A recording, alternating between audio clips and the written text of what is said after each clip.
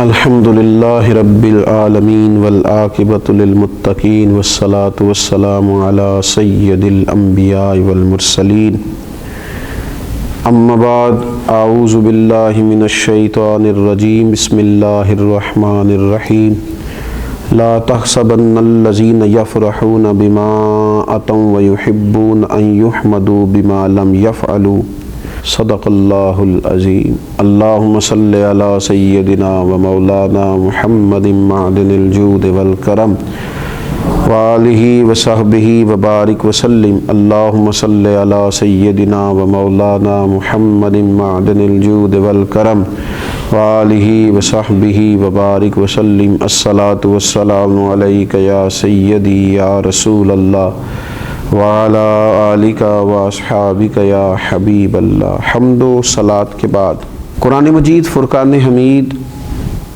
ہمیں کچھ ایسے روحانی امراض کے بارے میں شعور دیتا ہے کہ جو دلوں میں موجود ہوتے ہیں اور انسان کے دل کے اندر جو اس کی روحانی زندگی ہوتی ہے اس کے لیے بڑے نقصان کا باعث ہوتے ہیں، اور جب دل کے اندر وہ چیزیں پوری طرح جڑ پکڑنے لگتی ہیں تو انسان کے جو ظاہری معاملات ہوتے ہیں، اس کا جو لوگوں کے ساتھ میل ملاپ ہوتا ہے اور اس کے جو تعلقات ہوتے ہیں اس پر بھی اس کے وہ روحانی مسائل اثر انداز ہوتے ہیں۔ یہاں تک کہ نہیں، پھر اگر وہ مسائل اسی طرح برقرار رہیں تو وہ جو نیکی کے کام انسان کرتا ہے، اپنی زندگی میں خیر جمع کرتا ہے، اللہ تبارک و تعالیٰ کا بندہ ہو کر، نبی اکرم صلی اللہ تعالیٰ علیہ وسلم کا امتی ہو کر وہ دین کے رستے پہ چلتا ہے، تو اگر اس کی روحانیت میں بگاڑ ہو تو وہ چیزیں اس کو وہاں بھی تکلیف کا باعث بنتی ہیں اور اس کے نیک اعمال پر بھی اثر انداز ہوتی ہیں۔ انہی مسائل میں سے ایک بڑا مسئلہ جو بہت بڑی روحانی بیماری ہے اور بہت زیادہ تکلیف کا باعث ہے، وہ ہے حب جاہ کا مسئلہ، یعنی شہرت کی خواہش، عزت کی خواہش۔ لوگ میری تعریف کریں، میں لوگوں میں جانا پہچانا جاؤں، لوگ میرا ذکر کریں، جگہ جگہ لوگوں کو پتہ چلے کہ فلاں صاحب ہوتے ہیں۔ حالانکہ حضرت مولا علی شیر خدا کرم اللہ تعالی وجہہ الکریم ارشاد فرماتے ہیں، اسے مبارک ہو جسے تھوڑے لوگ جانتے ہیں، وہ شخص باعث مبارکباد ہے جس کی زیادہ شہرت نہیں ہے۔ وہ تو تنہائی میں بیٹھ کے آرام سے اپنے رب کریم کو یاد کر لے گا۔ تو ایک بڑی بیماری دل کی، شہرت حاصل کرنے کی بیماری، اپنا آپ بتانے کی بیماری، اپنے آپ کو لوگوں کے سامنے بڑا ظاہر کرنے کی بیماری، یہ اتنا تکلیف دہ امر ہے کہ اس نے پوری دنیا کے اندر ایک عجیب سی دوڑ لگا دی۔ جس کو اللہ تبارک و تعالیٰ نے کچھ علم دیا وہ بھی چاہتا ہے کہ اب میری شہرت ہو جائے، الا ماشاءاللہ۔ اگر کسی کو اللہ تعالیٰ نے کوئی صلاحیت دی ہے، کسی شعبے میں مہارت دی ہے، تو اس کو اس مہارت کے ساتھ شہرت بھی چاہیے۔ اللہ نے پیسہ عطا کیا ہے اپنے فضل سے، تو بجائے اللہ تبارک و تعالیٰ کی مخلوق پر خرچ کرنے کے وہ اسے شہرت کا باعث بنانا چاہتا ہے، وہ آگے بڑھنا چاہتا ہے۔ اور ہمارے زمانے میں تو ہم نے یہ دیکھا ہے کہ نیکی کا کام کرنے کے شوقین لوگ، ویلفیئر کا کام کرنا ہے، اللہ کے بندوں کی خدمت کرنی ہے، لیکن اس کے ساتھ ساتھ انہیں شہرت کی بھی ضرورت ہے۔ نبی اکرم صلی اللہ تعالیٰ علیہ وسلم سے پوچھا گیا تھا کہ یا رسول اللہ صلی اللہ تعالیٰ علیہ وسلم، ایک شخص اللہ کے رستے میں جہاد کرتا ہے، اس کی دو نیتیں ہیں، اس کے دو ارادے ہیں، وہ اللہ کو بھی راضی کرنا چاہتا ہے اور یہ بھی چاہتا ہے کہ لوگوں میں اس کی شہرت ہو جائے۔ ایسا نہیں ہے کہ رضا الہی کی نیت ہی سرے سے موجود نہیں ہے، رضا الہی بھی چاہتا ہے اور ساتھ یہ بھی چاہتا ہے کہ میرا نام ہو جائے لوگوں میں۔ تو آپ کیا فرماتے ہیں؟ تو حضور علیہ السلام نے جو فیصلہ دیا وہ سمجھنے والا ہے۔ حضور فرمانے لگے، اسے اللہ کی بارگاہ سے کوئی اجر نہیں دیا جائے گا۔ رب چونکہ وحدہ لا شریک ہے، وَإِلَٰهُكُمْ إِلَٰهٌ وَاحِدٌ لَا إِلَٰهَ إِلَّا هُوَ الرَّحْمَٰنُ الرَّحِيمُ۔ وہ وحدہ لا شریک ہے، تمہارا معبود، تو وہ فقط اسی عمل کو پسند کرتا ہے جو خالص اللہ کی رضا کے لیے کیا جائے۔ تو یہ جو شہرت کی طلب ہے، یہ جو ہوس ہے، یہ جو ہرس ہے، کوئی بھی نیک کام کرنا تو خواہش پیدا کر لینا کہ میری تعریف ہو، کہا جائے۔ ہاں، ایک بات ہے، ایک شخص چاہتا نہیں ہے لیکن اللہ اس کی شہرت کر دیتا ہے، تو یہ مالک کا فضل ہے۔ اس کی طلب نہیں تھی، خواہش نہیں تھی۔ آپ دیکھیے انبیاء کرام علیہ السلام کو کتنی شہرت ملی دنیا میں، خلفائے راشدین کو کتنی شہرت ملی، اللہ کے نیک بندے اولیاء اللہ کو کتنی شہرت ملی۔ وہ خود بخود اللہ تعالیٰ ان کے لیے اہتمام فضل کر دے، ان پر کرم ہو جائے، وہ بات الگ ہے، لیکن اپنی خواہش پیدا کرنا اور ہمہ وقت اس طلب اور تڑپ میں رہنا کہ ہمیں اللہ تبارک و تعالیٰ کوئی ایسا نظام کر دے کہ ہم مشہور ہو جائیں، یہ طریقہ درست نہیں ہے۔ اہل یہود کہ یہ عادت قرآن مجید نے بیان کی، ان کا طریقہ بیان کیا اور فرمایا لا تحسبن الذین یفرحون بما اتوا ویحبون ان یحمدوا بما لم یفعلوا، فرمایا ہرگز نہ سمجھنا انہیں جو خوش ہوتے ہیں اپنے کیے پر اور چاہتے ہیں کہ بے کیے پر بھی ان کی تعریف کی جائے۔ ایسا کام بما لم یفعلوا جو انہوں نے کیا ہی نہیں، اس پر بھی چاہتے ہیں ان کی تعریف ہو۔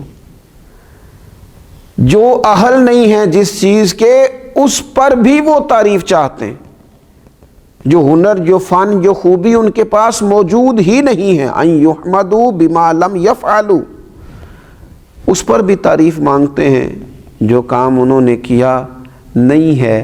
آپ دیکھیے نا، یہ ہمارے ملک میں آپ کبھی نظر دوڑا کے دیکھیں تو ڈھیر سارے لوگ ایسے ہیں جو بہت سارا کریڈٹ اپنے کھاتے میں ڈالنا چاہتے ہیں، حالانکہ وہ کام انہوں نے کیا ہی نہیں۔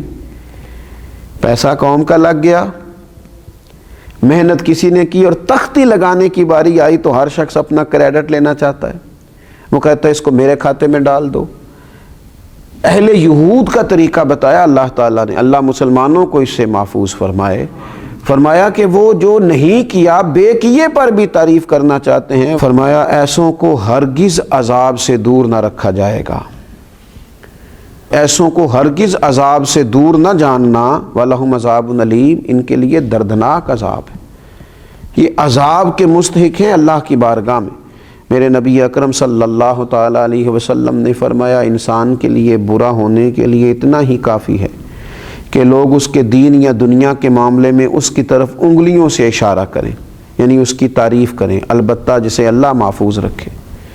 فرمایا یہ تو برا ہونے کی علامت ہے کہ لوگ تیری تعریفیں کرتے پھریں، وہ جو تو چاہتا تھا، اگر تو چاہتا تھا، اس کی شرح میں شارحین نے لکھا اگر تو چاہتا تھا میری تعریف ہو تو پھر یہ تیرے برا ہونے کی علامت ہو گئی تیری تعریف۔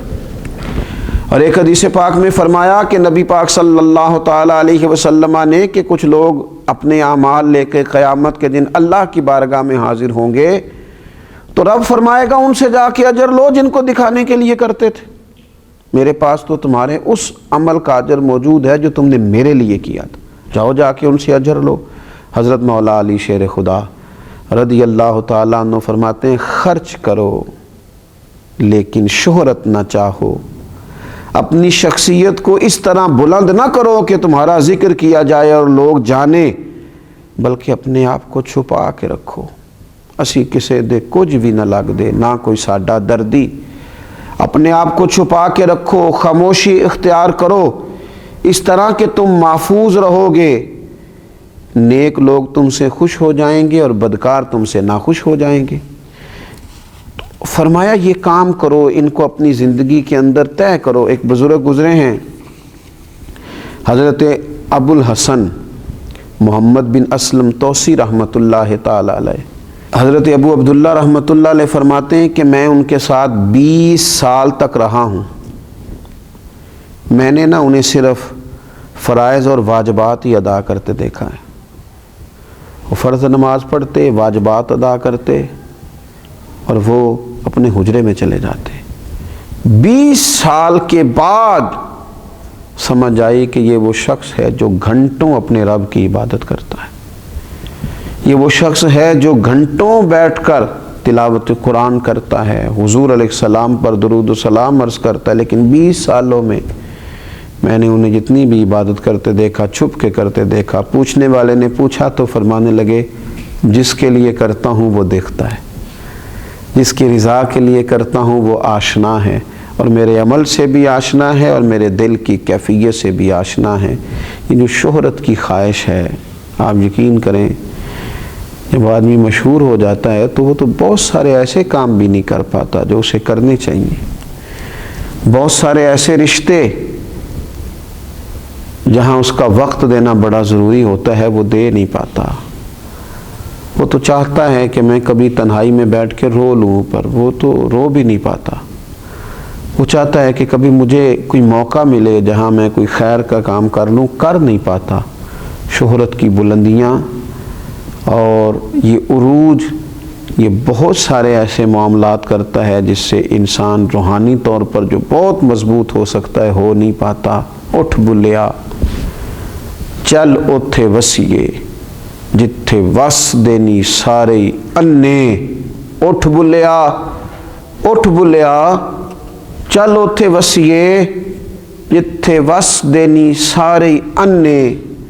نہ کوئی ساڈی ذات پچھانے، نہ کوئی سانو منے۔ اللہ تبارک و تعالی شہرت کی بری خواہش سے محفوظ رکھے۔ وما علینا الا البلاغ۔